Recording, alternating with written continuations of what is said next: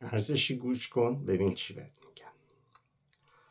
مدارکش اومد بیرون که مجتبی هم مثل باباش موشعلی تش باد میداده و شماها که اینا رهبراتون هستن دیگه تکلیفتون کاملا مشخصه.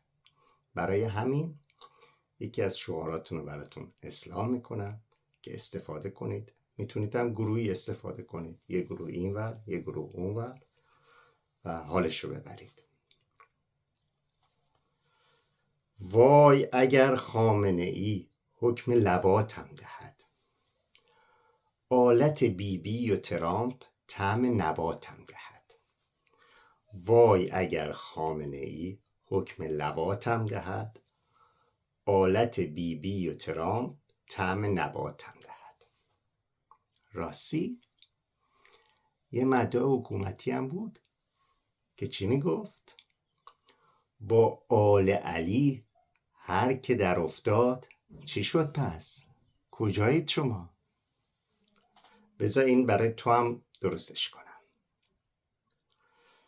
آل علی کجا رفت؟ با بی بی جون بگاه رفت. آل علی کجا رفت؟ با بی بی جون.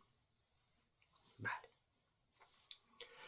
عرض شادباش دارم به مناسبت نوروز باستانی خدمت تمام هممیهنان عزیزم و رهروان راه آزادی و این مژده‌ام بهتون بدم که نوروز آینده با شکوه ترین نوروز عمر ما خواهد بود و من هم اگر زنده باشم با شما این نوروز رو جشن خواهیم گرفت.